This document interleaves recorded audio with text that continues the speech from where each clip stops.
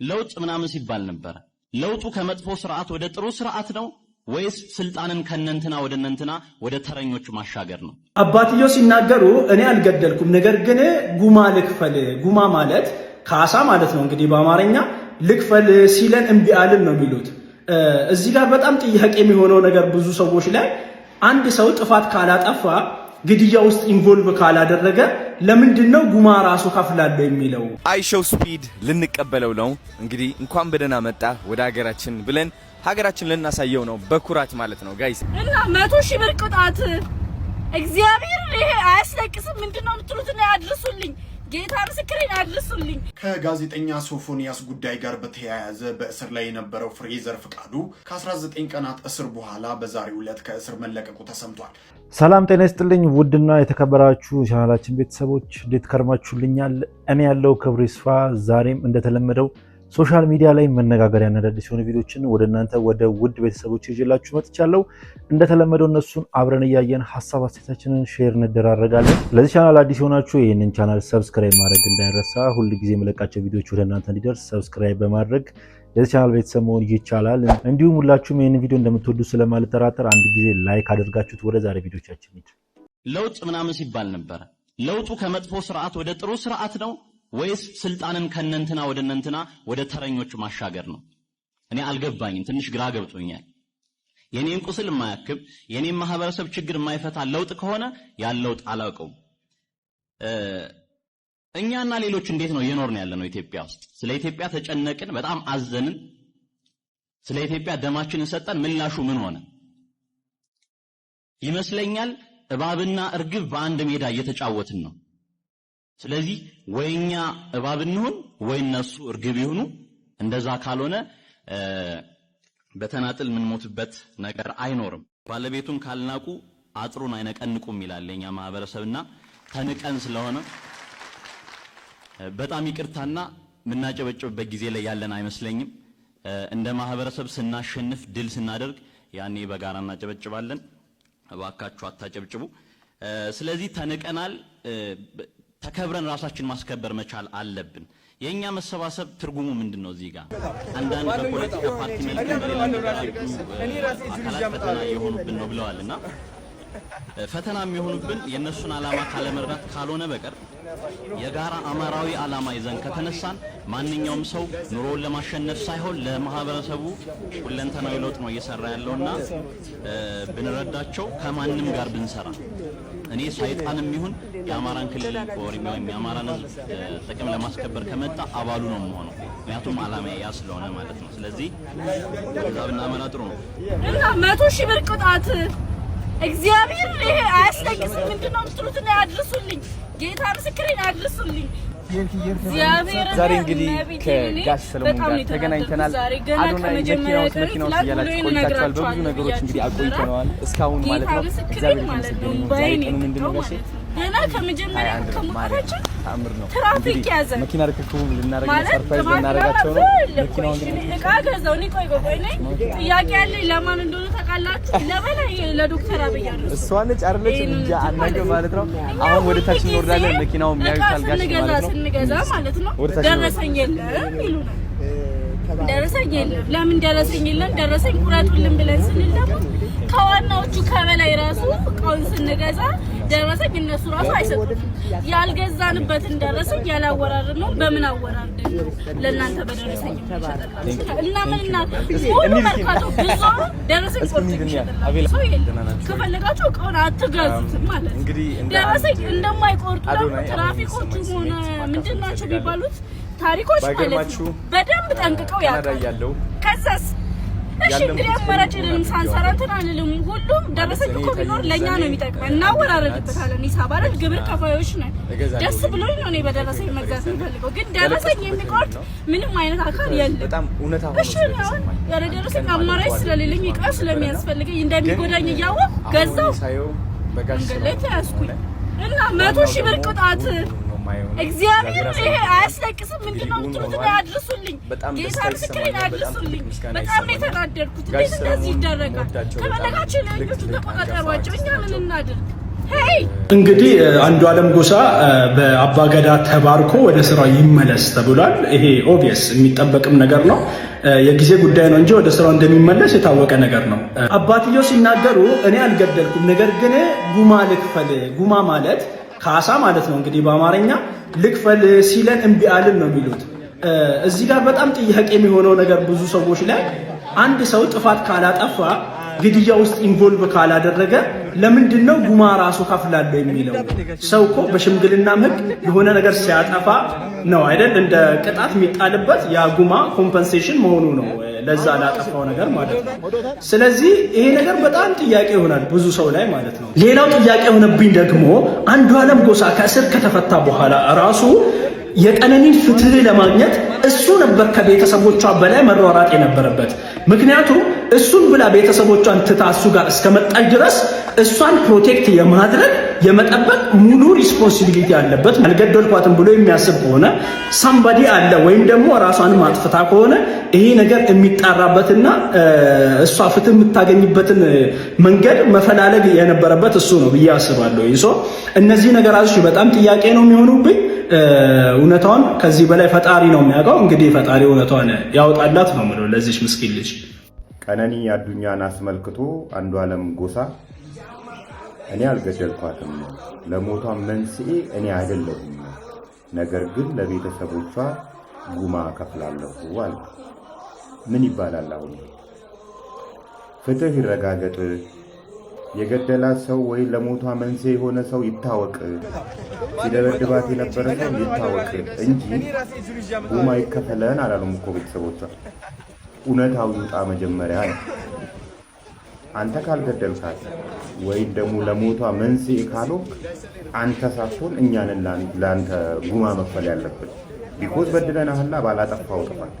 ሽምግልናውም ይህን ነው ማረጋገጥ ያለብን። ሽማግሌዎቹም አባገዳዎቹም እዛ ያሉት ሰዎች እውነታውን አውቀነዋልና ወደ መሐላ እንሄዳለን። የምን መሐላ ነው? እውነታውን ካወቃችሁ እውነቱን ማስረዳት ነው። የእሷን ቤተሰቦች እኮ ልጅ ነው ያሉት። ያማል እኮ ልጅ ማጣት እኮ ነው የደረሰባቸው። ዛሬ እንግዲህ ከጋሽ ሰለሞን ጋር ተገናኝተናል። አዶናይ መኪና ውስጥ እያላችሁ ቆይታችኋል። በብዙ ነገሮች እንግዲህ አቆይተናል እስካሁን ማለት ነው። እግዚአብሔር የተመሰገነ ይሁን። ዛሬ ቀኑ ምንድነው ጋሼ? ሌላው እዚህ አካባቢ ዜና የምታነቡ ነው ሰዎች ናቸው። እንግዲህ መኪና ልከውም ልናደርገው ሰርፕራይዝ ልናደርጋቸው ነው። መኪናውን ነው የምን መባረክ ነው እንዴ? ፍትህ ሳይረጋገጥ ባርከው እሷን ማለት ነው። አሁን ወደ ታች እንወርዳለን። መኪናውም ያዩታል ጋሽ ማለት ነው። እንሂድ እስኪ። ህዝብ ማመን አለበት። መጀመሪያ የሰራኸውን ስራ ወይም ገድላታል ወይም ለሞቷ መንስኤ ሆናል ወይም ክሊር ሰው ነው ፊውስ ሰው ነው። በቃ ይሄ ነው መረጋገጥ። ይሄ ባልተረጋገጠበት ሁኔታ ጉማ ከፍላለሁ ዝባዝንኪ ምናምን የሚሆን አይመስልም። እንሂድ እስኪ አባገዳዎቹ ነው አታሳቷቸው። በገንዘብ የሚፈታ እንግዲህ እንደ አንድ አዶናይ ይሄንን የሞቷ መንስኤ ይሄ ነው ብሎ ባይገርማችሁና ሊያስረዳን የሚገባው ፖሊስ ነበር። ይዞታል መርምሮ ለቆታል። የለቀኩበት ምክንያት በዚህ ነው። አንዲት እናት መኪና እገዛለሁ የሚል ታይቶ ነበር። ለጊዜው የለቀኩት ያለቀስኩበት ጉዳይ ደግሞ ወንጀለኛ ነው ሊላል የሚገባው በጣም እውነታ ሆኖ ከዛ በኋላ ነው ደግሞ ቀን አድርገዋለሁ ብዬ ተማምኜ ነበርና በገንዘብ በፍጹም አታሳጡ። አሁን ሆኜ ሳየው የአባትየው ሳላደንቅ አላልፍም። የቀነኒና ዋናው ደግሞ እውን መሆኑን ነው የማየው። እኔ እግዚአብሔር አሳይቶኛል። የተወሰነ ጊዜ ከሙዚቃው መድረክ ርቆ የቆየ ቢሆንም አሁን ግን ባህላዊ የገዳ ስርዓት መሰረት አስፈላጊው ጸሎትና ምርቃት ተደርጎለት ወደ ሙያው ተግባሩ እንዲመለስ የገዳ አባቶች ፈቅደውለታል ነው የተባለው። በዚህ የሽምግልና ሂደት ላይ የቀነኒ እናትና አባት እንዲገኙ በተደጋጋሚ ጥሪ ቢቀርብላቸው ፈቃደኛ እንዳልሆኑ እና የሰማሁት ከተሳሳትኩኝ ይታረማለሁ እነሱ በሌሉበት አባ ገዳዎች ነፃ ነህ እንዳሉት ነው። እውነት ነው ውሸት ነው? ድምፃዊ አንዱዓለም ጎሳ ነፃ ነህ ተብሎ ወደ ሙዚቃው ዓለም እንዲመለስ ተፈቅዶለታል። እንግዲህ የኦሮሞ ሕዝብ ራሱን በቻለ መንገድ ትልቅ ሕዝብ ነው። ትልቅ ባህል ያለው ነው። ትልቅ የገዳ ስርዓት አለው። በሄዱበት መንገድ የሁለቱንም ቤተሰቦች አንዷለም ጎሳ አሁን በህግ ቋንቋ ተጠርጣሪ ነው የሚባለው። ህግ ቀነኒን ግን ማን እንደገደላት ግልጽ አላደረገም። ቤተሰቦቿ ፍትህ ይፈልጋሉ። ከፎቅ ላይ ወድቃ ነው አንድ ነገር ነው፣ ሰው ገድሏት ነው አንድ ነገር ነው። ይሄ በሆነበት ሁኔታ አንዷለም ጎሳ ነፃነ እባሉን ሰምቼ አይሾው ስፒድ ልንቀበለው ነው እንግዲህ። እንኳን በደህና መጣ ወደ ሀገራችን ብለን ሀገራችን ልናሳየው ነው በኩራት ማለት ነው። ጋይስ እኔ በጣም ተዘጋጅቻለሁ። እናንተስ ተዘጋጅታችኋል ወይ? አዲስ ቻሌንጅ ደግሞ ልናስጀምር ነው። እንደለመደው ታሪካዊ የሆነ ሪከርድ መስበር ይኖርብናል አብረን። እኔ ብቻዬን የምወጣው ነገር የለም። እናንተ ከሌላችሁ እኔ ምንም እንደሆንኩኝ አውቀዋለሁ። እግዚአብሔር ነው የምላችሁ። ስለዚህ ሁላችንም ሆነን ነው ትልቅ ታሪክ የምንሰራው።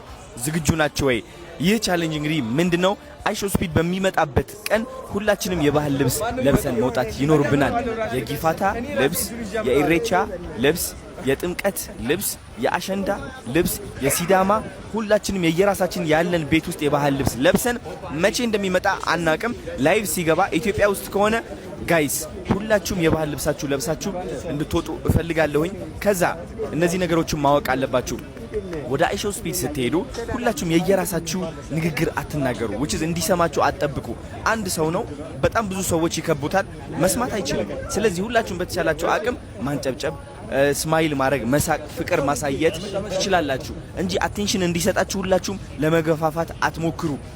ተአምር ዛሬ እንግዲህ ታይቶ የማይታወቅ አይሾው ስፒድ ዓላማዬ አይሾው ስፒድ ማስለቀስ በፍቅር ማስለቀስ ነው። አይሾው ስፒድ ይህ ደግሞ ማድረግ እንችላለን ብዬ አስባለሁ። ትላልቅ አሪፍ ቦታዎች እንወስደዋለን። አዲስ አበባ ያለችበት ደረጃም እናሳያለን።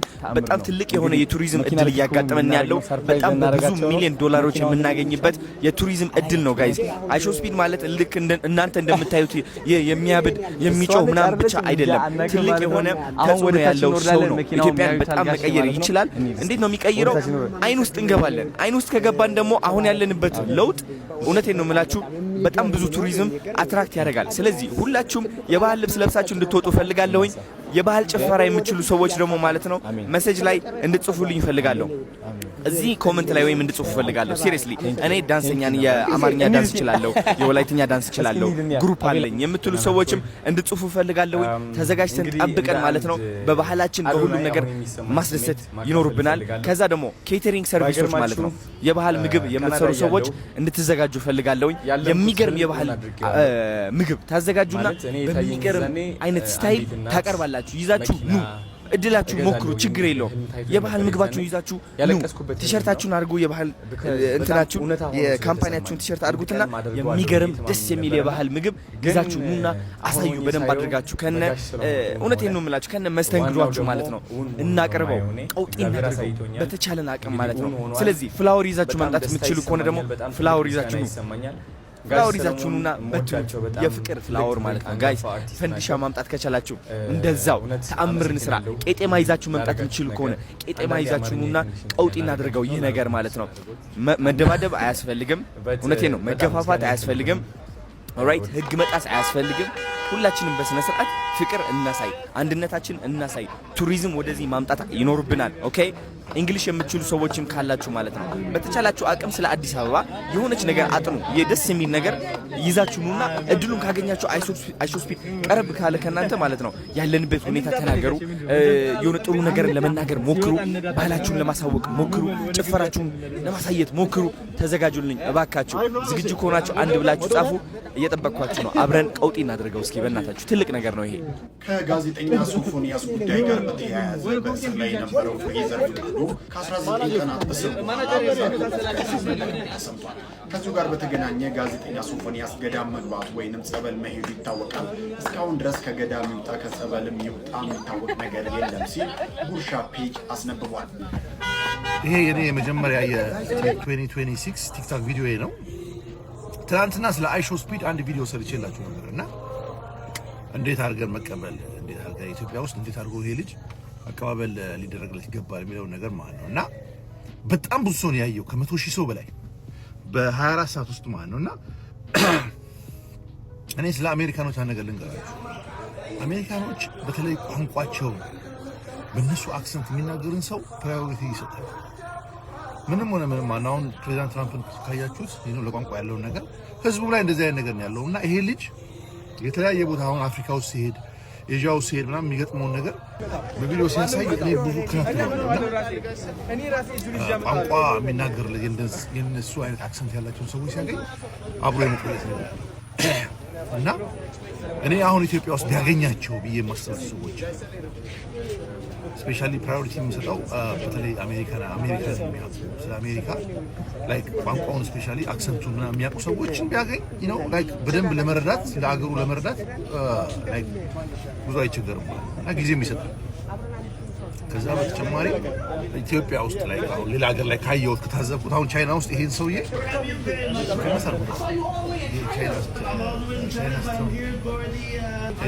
ዛሬ እንግዲህ ከጋሽ ሰለሞን ጋር ተገናኝተናል። አዶናይ መኪና ውስጥ እያላችሁ ቆይታችኋል። በብዙ ነገሮች እንግዲህ አቆይተነዋል እስካሁን ማለት ነው። እግዚአብሔር የተመሰገነ ይሁን። ዛሬ ቀኑ ምንድን ነው ጋሼ? 21 ነው። ማርያም ተአምር ነው። እንግዲህ መኪና ርክክቡም ልናደርግ ነው። ሰርፕራይዝ ልናደርጋቸው ነው። መኪናውን ግን አይታችኋል። እነ ጃኒን እነ አዶናይን ማግኘት ቢችል ስፔሲፊካሊ እነዚህ ልጆች ቋንቋውንም ስለሚችሉ ማለት እሷ ነች አይደለችም እንጃ አናውቅም ማለት ነው። አሁን ወደ ታች እንወርዳለን። መኪናውም ያዩታል ጋሼ ማለት ነው። እንሂድ እስኪ ወደ ታች አምናለሁ። ከዛ ውጪ የመንግስት ሰዎች ደግሞ ላይ ከአሁን አዲስ አበባ ላይ አሁን የአንጎላ በሄደበት ሰዓት ሳውዝ አፍሪካ በሄደበት ሰዓት ስፔሲፊካሊ የፕሪቶሪያን ከንቲባ ያገኘ ልክ እንደዛ ኢትዮጵያዎች አሜን ሱ ጊዜ ነው እና እንደ ኃይሌን ደግሞ ላይ በስፖርቱ ደግሞ ኃይሌን እንሂድ እስኪ እስኪ እንሂድ እነዚህ ሰዎች አገራችን እንደ አንድ አዶናይ አሁን የሚሰማኝ ስሜት ከዛ ውጭ ቆንጆች ባይገርማችሁ ካናዳ ያለው እነዚህ ሴቶች ከሱ ጋር ቢታዩ ያለምኩት ህልም እውን አድርጌዋለሁ። እነዚህ አይነት ሴቶች ማለት እኔ የታየኝ እዛኔ አንዲት እናት መኪና እገዛለሁ የሚል ህልም ታይቶኝ ነበር። ያለቀስኩበት ህልምም ነው። በጣም እውነታ ሆኖ ስለተሰማኝ አንድ ቀን አደርገዋለሁ ብዬ ተማምኜ ነበርና ግን አሁን ዓለም ላይ የሚታወቁ አሁን አዶናይ ነው ፎሎወሩ ስንት ነው? 4 ሚሊዮን ፎሎወር አሉት። እግዚአብሔር አሳይቶኛል። ኢንተርናሽናል መሆን አልቻለም። ኢንተርናሽናል መሆን የሚችለው በእንደዚህ አይነት አጋጣሚ ነው። እንደዚህ አይነት ሰዎችን ስታገኝ በዓለም ላይ ያለው ሰው ይከተላል። በጣም ትልቅ አንጋፋ አርቲስት ናቸው። አመሰግናለሁ ላደረጋችሁት ነገር። አንዳንዴ አማርኛ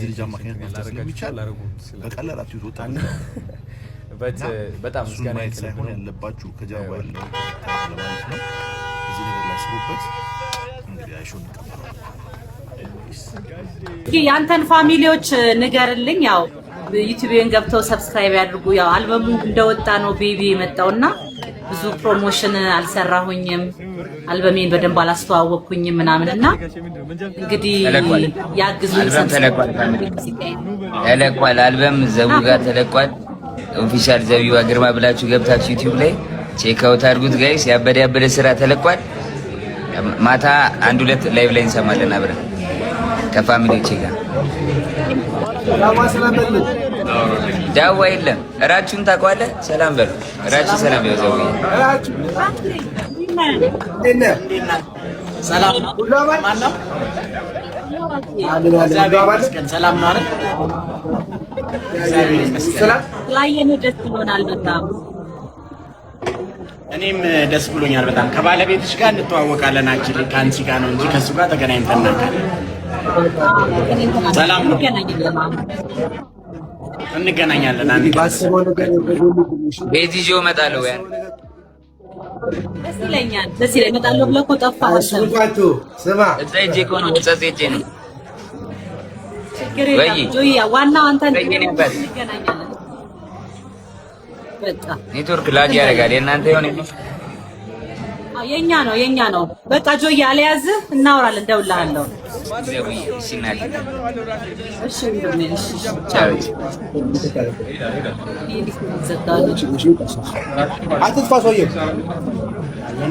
ሞጣጣ ቀዛችሁ